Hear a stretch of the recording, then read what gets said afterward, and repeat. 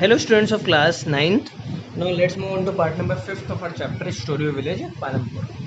बेटा तो हम लोगों ने इसको कंप्लीट किया था कि कैसे मल्टीपल क्रॉपिंग पालमपुर में सक्सेसफुल है, ये बात हमने पढ़ी थी। मल्टीपल क्रॉपिंग में हमने पढ़ा था kharif and rabi are the two cropping seasons of India.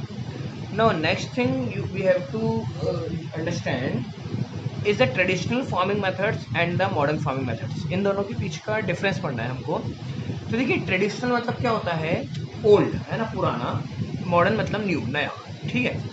तो traditional farming method, modern farming method. Traditional farming method वो मेथड है जो पुराने टाइम पे यूज़ हुआ करते थे। जैसे कि फार्मर पूरी तरह के किस पे डिपेंड थे, रेनफॉल पे डिपेंड थे, बारिश पे। लेकिन आज क्या आ गया, इरीगेशंस आ गई, कैनाल्स आ गई, है ना, रिवर्स आई हैं, उनसे खेतों तक पानी पहुँचा है। पहले बुलॉक कार्ट चलते थे, है ना, जो प्लोइंग के लिए फील्ड में बुलॉक कार्ट का यूज़ होता था, तांगे बैलों का। अब उसके जगह क्या आ गए हैं, ट्रैक्टर्स आ गए हैं। पहले फर्टिलाइजर्स, पेस्टिसाइड्स नाम की चीज़ों के यूज़ नहीं होते थे। फर्टिलाइजर्स किस लिए यूज़ होते हैं, प्रोडक्टिविटी बढ़ाने के लिए, फर्टिलिटी बढ़ाने के लिए खेत की। और पेस्टिसाइड्स यूज़ होते हैं पेस्ट को मारने के लिए। पेस्ट क्या है, वो माइक्रो ऑर्गेनिज्म है जो खेती को, फसल को ख़राब करते हैं, तो उनको मारने के लिए यूज़ होते हैं पेस्टिसाइड्स। तो ये मॉडर्न फार्मिंग मेथड है और ये ट्रेडिशनल फार्मिंग मेथड है। ट्रेडिशनल मतलब जो पुराने, और मॉडर्न मतलब नए। तो मैंने इसका डिफरेंस ये इसलिए बताया क्योंकि देखिए पालमपुर एक डेवलप्ड विलेज है। नॉर्मल सी बात है, वहाँ मॉडर्न फार्मिंग मेथड का यूज़ होता है, ट्रेडिशनल फार्मिंग मेथड का यूज़ नहीं होता। और अब यहाँ से एक टर्म निकलेगा, इसको लिखा है आपने, ठीक है, स्क्रीनशॉट लिया है इसका, है ना। अब यहाँ से एक टर्म निकलेगा कि जो मॉडर्न फार्मिंग मेथड है, इसके यूज़ को बढ़ावा दिया हमने ग्रीन रेवोल्यूशन के सोर्स से। देखिए ग्रीन रेवोल्यूशन क्या था, 1960s का आइडिया है ये, MS स्वामीनाथन का।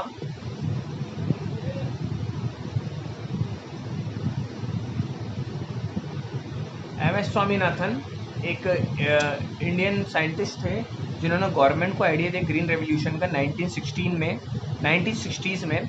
उन्होंने बोला कि हमें हमारी जो इंडियन एग्रीकल्चर सिस्टम है उसमें मॉडर्न फार्मिंग मेथड्स को लाना पड़ेगा। यानी कि इरिगेशन का यूज़ करना पड़ेगा, है ना, इरिगेशन का यूज़ करना पड़ेगा, मॉडर्न ट्रैक्टर्स का यूज़ करना पड़ेगा, फर्टिलाइजर्स, पेस्टिसाइड्स, इनका यूज़ करेंगे। तो इससे क्या होगा, इससे हमारी प्रोडक्टिविटी बढ़ेगी, है ना, खेती अच्छी होगी।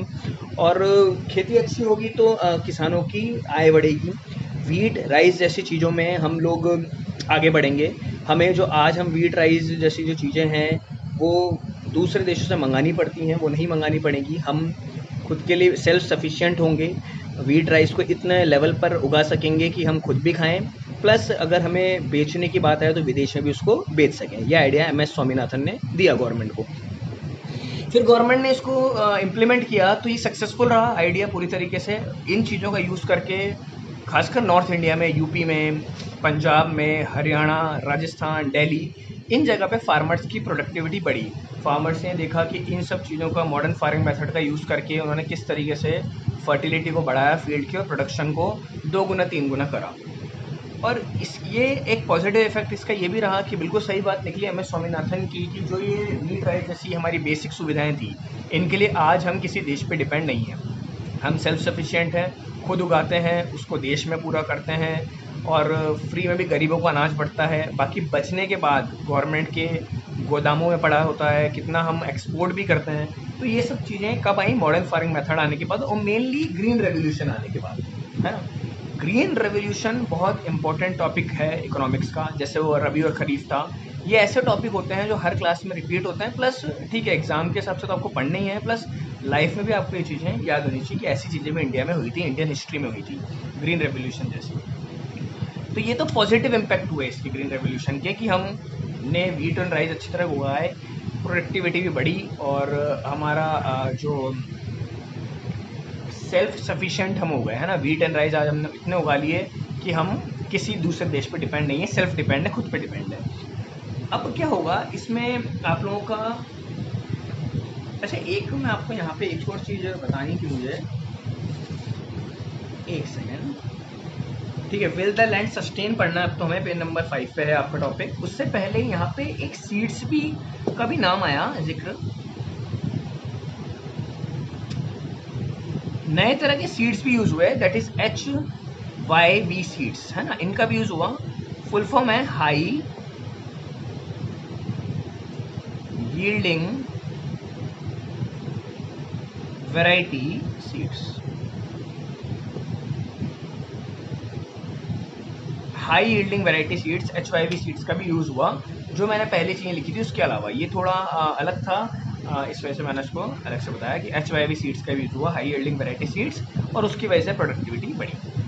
नाउ नेक्स्ट पार्ट में हम पढ़ेंगे कि ग्रीन रेवोल्यूशन की विल द लैंड सस्टेन, जो टॉपिक इसमें बताया गया है कि ग्रीन रेवोल्यूशन के पॉजिटिव इम्पैक्ट तो आपने देखे कि अच्छा क्या हुआ, कुछ बुराइयां भी हैं ग्रीन रेवोल्यूशन की, नेगेटिव इम्पैक्ट भी हैं, उसको पार्ट नंबर 6 में बात करते हैं। Thank you.